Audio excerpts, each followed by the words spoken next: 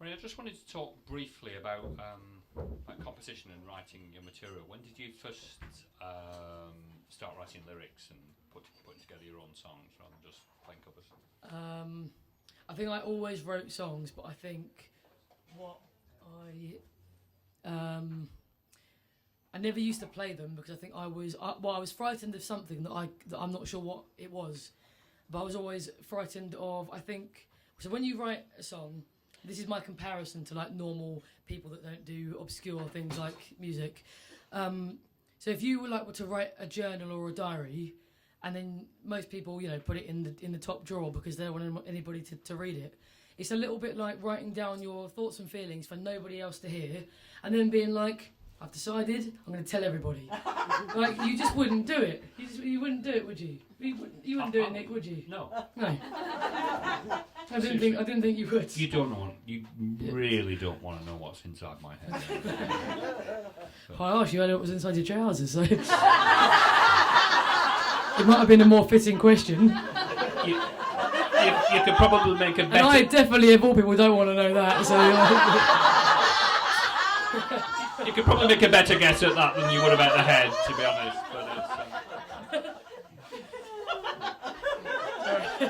But you can ask Nicole afterwards if you like. She'll give you an insight into both the head and the trousers.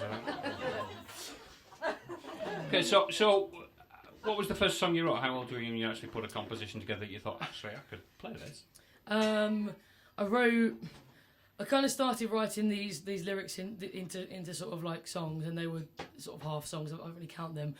There was one of the first songs that I wrote that was any good is the classic June and Julie's favourite Blue Jumper, which some people may or may not know. As you can hear, June and Julie are big fans of Blue Jumper, and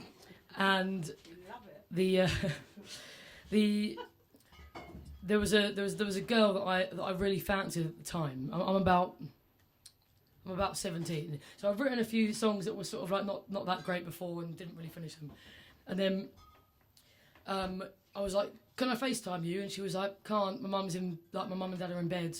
I was like, "Okay, well you should probably FaceTime me because I've written you a song." Hadn't written her the song, but I thought it would. I was hoping it would encourage her to FaceTime me. So. Anyway, she went, all right then, give me 5 minutes. So I went, oh. So I wrote... Your career is built on a tissue of lies, isn't it, basically? I'm in fact a serial liar. And so, yes, that's just terrible, isn't it? And so basically I had 5 minutes to write this song, and that became Blue Jumper, which very frustratingly, it's sort of frustrating and not frustrating at the same time. It's still probably my biggest hit, and I've been writing every day since.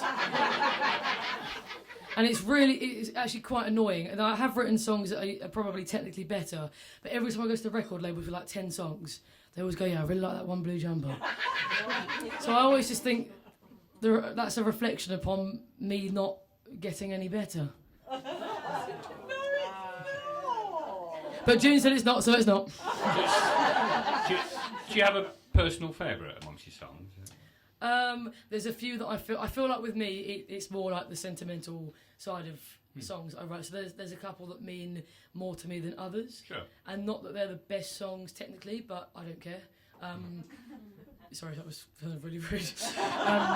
The thing is, I started writing because I was really sad. Like I stopped playing badminton, didn't know what I was going to do, sort of like was in this really weird point of I don't do anything else apart from sport, and I'm probably not really that good at anything else either. And so I started writing to heal my own pain. Like it was like a therapeutic thing. It was kind of like go and speak to somebody or write songs. And so I started writing because I was sort of like really down. And I feel like I only ever wrote for myself. And the most amazing thing in the world is the fact that I wrote for myself and that other people like the songs. But I feel like fundamentally I still just write for myself. And that's where it begins and it ends. And if I write a song and it's personal, which all of my songs are, and somebody else doesn't like it, that's why it doesn't matter, because it's achieved what it was supposed to. It's made me feel better, and that's... What songs did you choose for the Glastonbury audition? Blue Jumper. And Out of Time, which is coming out tonight at midnight. We'll come on to that later. I didn't know you'd done Blue Jumper. So, talking of Glastonbury, Yep. Sam said he wanted just to chip in with a little anecdote about Glastonbury. Do you want to share that? So I hope it's hugely embarrassing. I don't know if it's going to embarrass Do you need the microphone, mate? I don't know. Can everybody can hear me? Yeah. I do need No, a microphone. microphone. All right, come on, send it over. Well to hear it.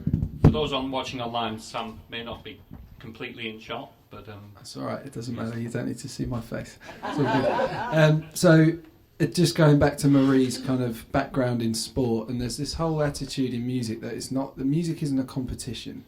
So this whole Glastonbury thing for musicians is a little bit strange because we go to something like that, and it feels odd to be competing against other.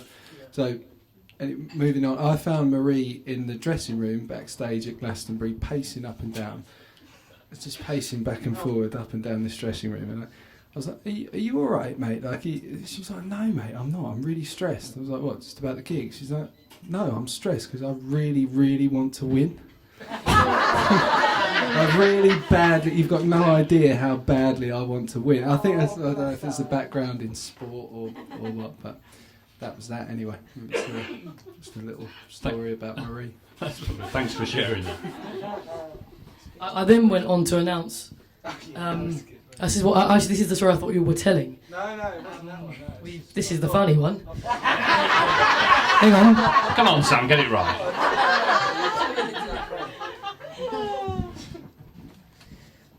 So I went on stage, and I've got a terrible habit, as you probably noticed from tonight, of just thinking out loud and just saying whatever I'm thinking, which needs to stop before anything does take off.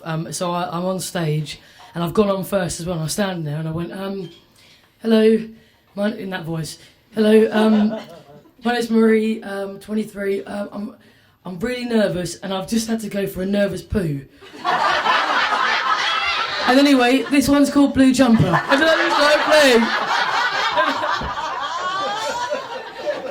I just thought, why have I just told everybody that? Never be embarrassed about that. Who here can honestly say they've neber had a nervous poo? Oh yeah, no. In fact, this is the better bit. So I said, I was talking to you. And I was like, I need to go to the toilet, mate. And you were like, all right. Anyway, so Sam basically followed me. So I thought, why is he coming with me to the toilet? Anyway, this is getting a bit weird. He was gonna. I've turned straight. Sorry.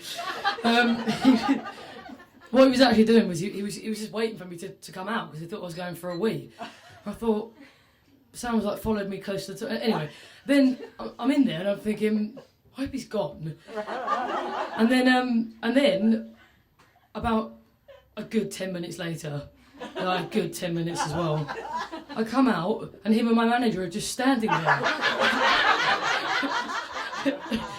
They just both went, "Hello, mate." You know when you're as big as Adele, we're going to have you on video talking about your pre-Glastonbury audition poo, don't you? The biggest problem is that when if I'm ever as big as, I'll probably still say these awful things.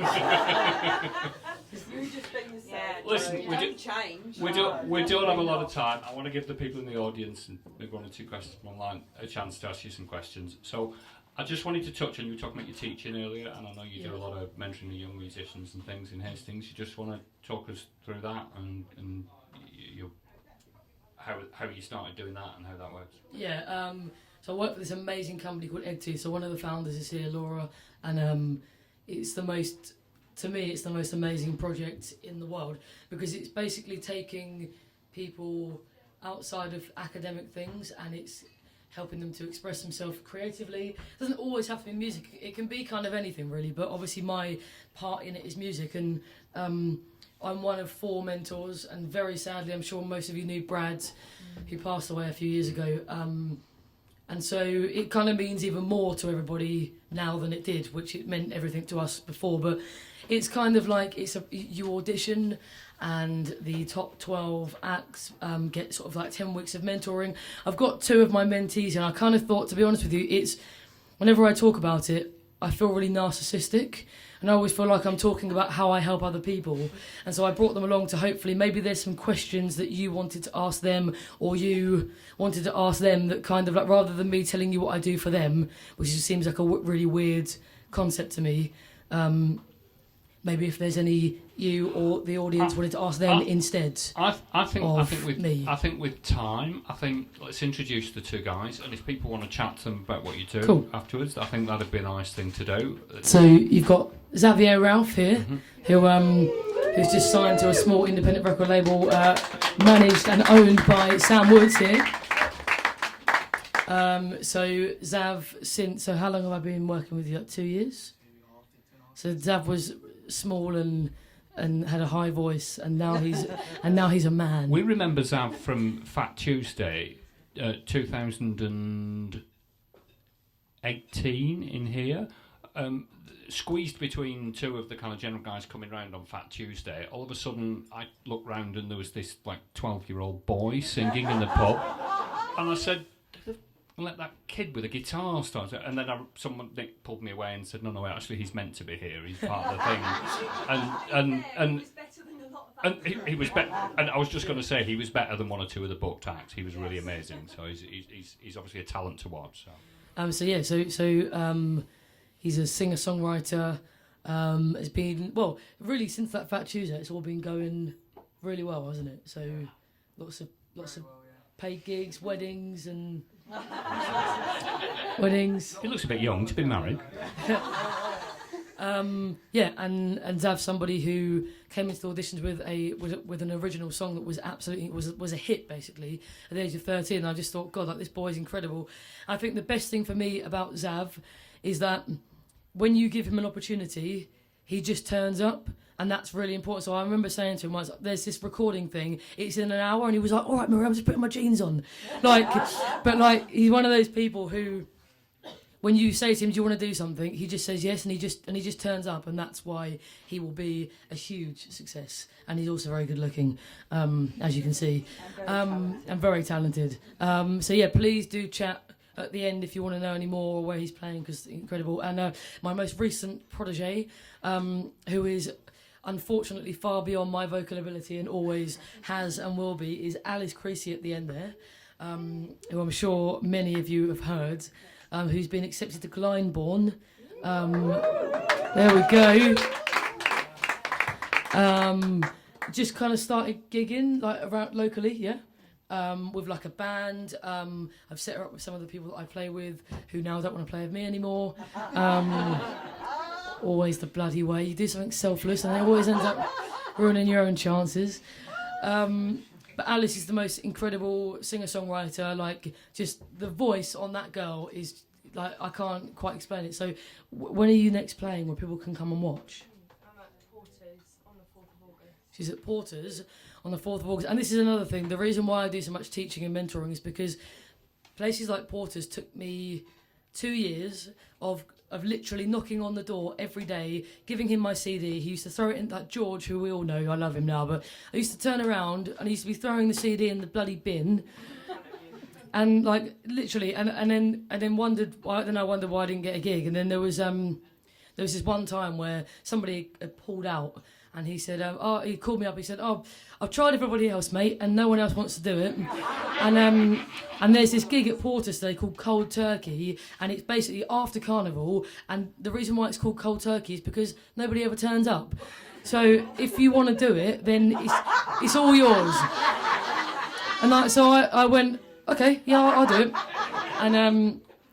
And it was absolutely packed, and people were watching from the outside. And from that moment onwards, he booked me every month for how God knows how many years. And I love George, but I hate that attitude. It's an attitude that Nick and Nick haven't got in the Stag. They are very accommodating, and it's a terrible attitude as a venue owner to have. And people like Zav and Alice, who are more than worthy at their young age of 16 and 17, of playing in places like this. Why should your age be anything that affects your chances of being booked? I don't understand. It's based on what we can do as people and talent. It's really good. It's really good what you're trying to do. And I think Nick and I, when we were talking to Marie the other day, said we're going to set up a couple of evenings, showcase evenings with some of the young talents and things in the town. So look out for that. So that's something we will make a commitment to, and that we will definitely make happen. It's on video, Nick. Might not be the no. That's fine. Live stream and all. No, we meant it. That's brilliant. That's really good that you kind of pass on. You know, you've had a few good breaks, particularly recently, and it's good that you're trying to build opportunities for the young artists. It's really good. We're going to have to put an end to the chat for now. We'd like you to play one more song, if you wouldn't mind, for us, and then I'm just going to give a couple of people in the audience a chance to ask a question. We've not got too long left, so if you want to pick up the guitar again and tell us what I you're don't going to even play. need the guitar this one. You're going to need the guitar. Sorry, mate. So what are you going to sing for us? Yeah.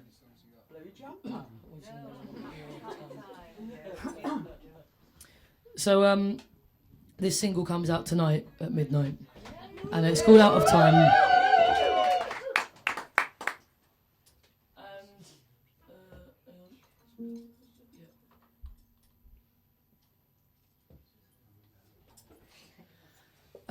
And this is kind of the most recent thing that I've written. Very meaningful song to me, and if you like it, it's going to be out on all major streaming platforms, so iTunes and Spotify. It'd be amazing. I've got this theory that if you all tell 5 people about it, then that's 5 times more people that are in this room. And therefore, that's a really... And then if they tell 5 people, well, apparently we're always 6 people away from knowing somebody. So I don't know why I've rounded it down to 5. But yeah, Hedge your bets, manage your expectations. Yeah, exactly. So it'd be amazing if you could share it on social media. I'd be very grateful.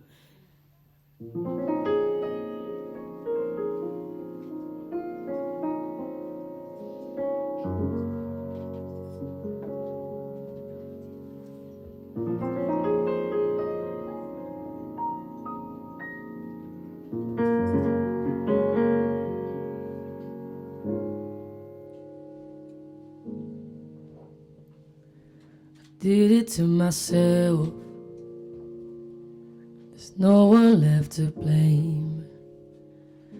I guess everybody's perfect, but I don't feel the same. It's not okay to cry. That's what you used to say. I've listened, now I'm hurting. Hear it every day. No, I don't mind if I've lost my mind. I don't mind sometimes. And do I do this to myself, or tell you I need help beyond our mind? So I'll just say that I feel fine and watch you in my life. We're out of time.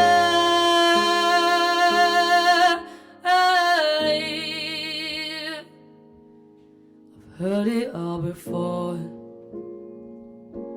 Not everybody bleeds. You tell me that I'm worthless. It's something I believe. You left me torn and broken, and I find it hard to speak. I just don't wanna die, but I'm not trying to survive. Every day I'm feeling weak.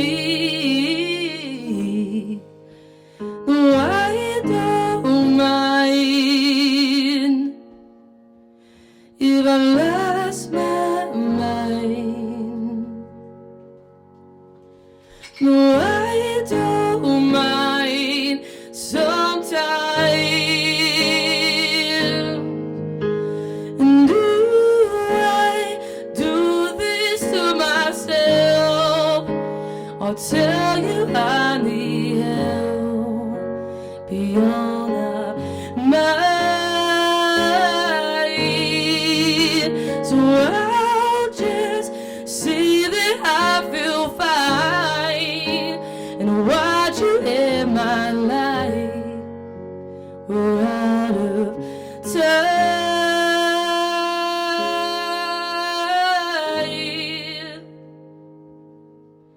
I said, no, I don't mind if I lost my mind.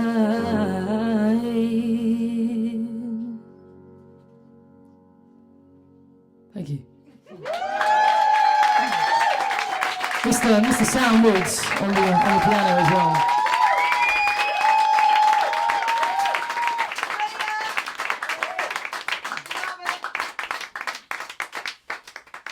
That was fabulous.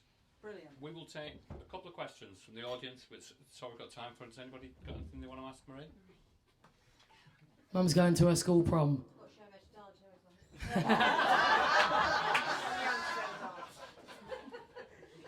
Marie, have you decided on your outfit for Glastonbury? Well, It's a biggie. I'm going to take multiple options. I've got a big problem with like creases and things, so I'm going to have to take some like joggers so they don't crease, I think. Odd socks, obs.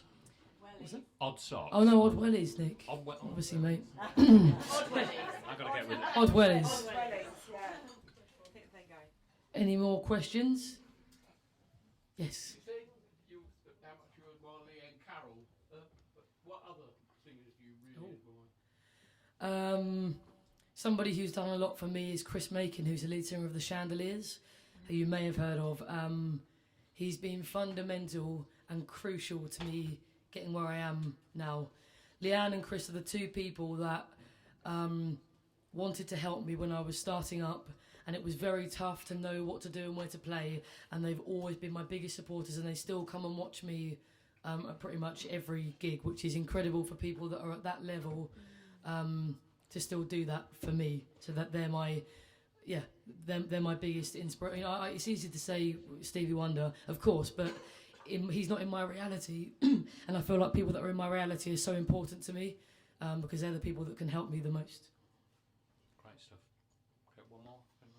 John? Yes, young man at the front. So, Monday morning after Glastonbury, Yes, what's in your head? What happens next? that's a good question. I think I'm hoping, what I'm really hoping is that I am going to be able to just take it for what it is. I think, obviously I'm always joking, as you can tell, but I'm very serious about the music.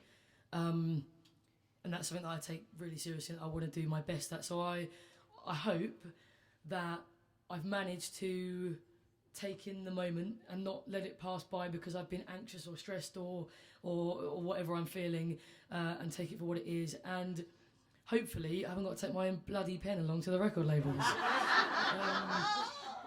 Yeah, so with any luck, yes, Quick one, Jim. Okay, this isn't a question, this is, a statement. it's a command, it's an order, okay? Perfect. I am within the education system, I'm not You a are. teacher, Right. student support manager, so I pick Okay. up the pieces. Just remember, you are an inspiration. Yeah. You are an inspiration, not just to these youngsters sitting here, but to the older generation as well. That's you, and keep that with you, and keep doing what you do so amazingly.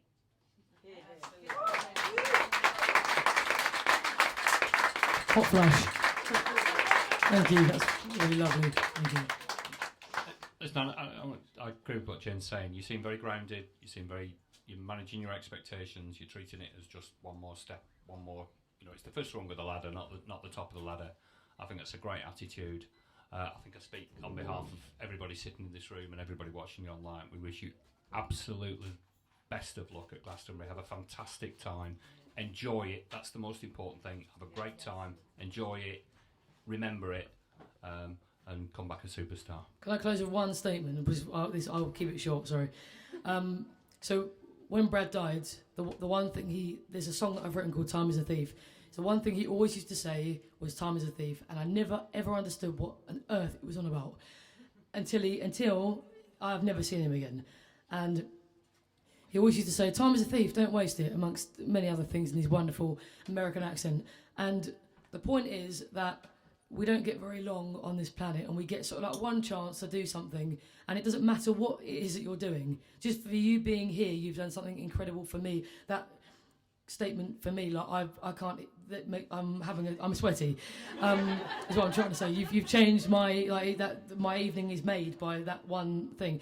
But if you take anything away from this evening, like don't take away any of this rubbish about whether or not I'm going to be a celebrity or not. I mean, who cares? Because really, it's all started from here. I hope this is where I'll always remain and end up. But just if there's a stranger or somebody in the room that you haven't met before, just like say hello to them and just like and kind of like connect. Like we all know Glenn Vaness, like I call him Grandad Glenn. There's a reason why everybody knows who he is because he's a person that will always say hello to you.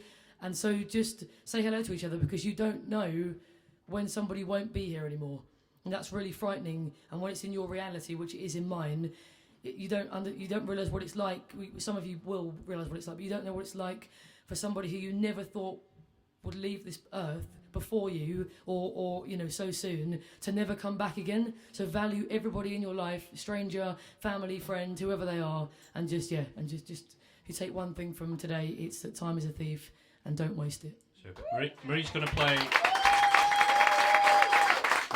Marie's going to play one more song for us, folks. Just like to mention, if you want to hear more than one song, Marie will be joining us again in September. She's booked for a gig on the 21st of September, playing here, which is going to be fantastic.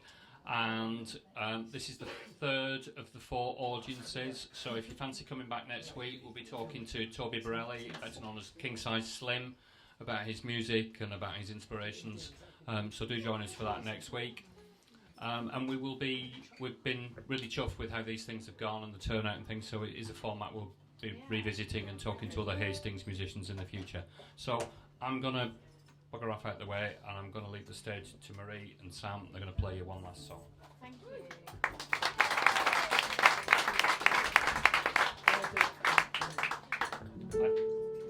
I am going to kill myself on a mic leave.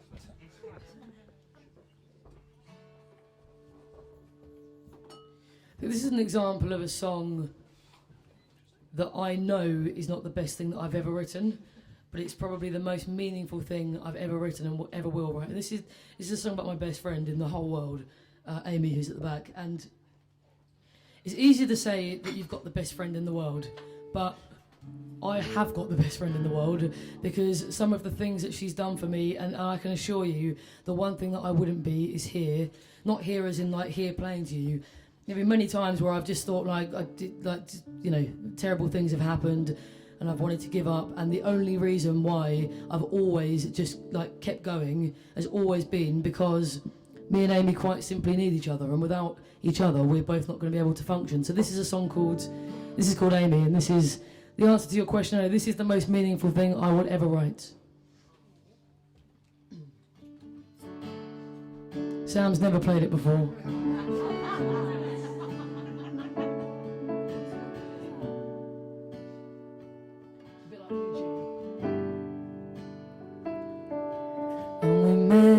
School at just 13, I can't believe we're 23. I'm proud of you each and every day.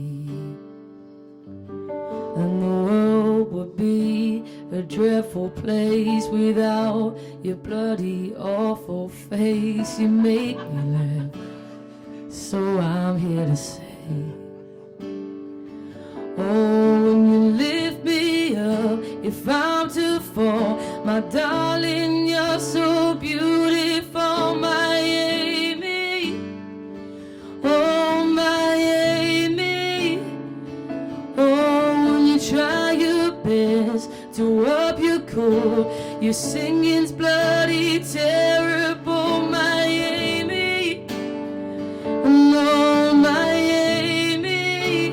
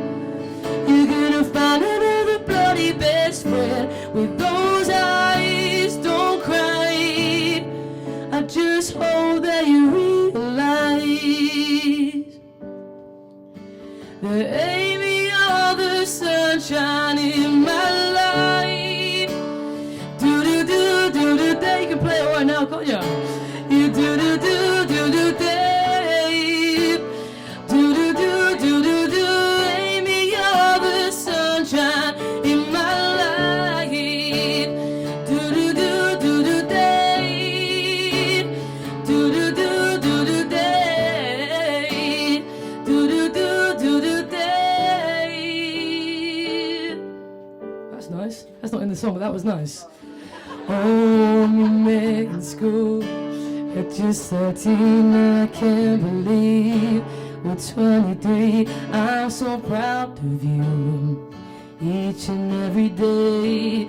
Oh, no, no, oh, the world would be a dreadful place without you. Bloody awful face, and you made me laugh, and so I'm here to say, oh, that you lift me up if I'm to fall.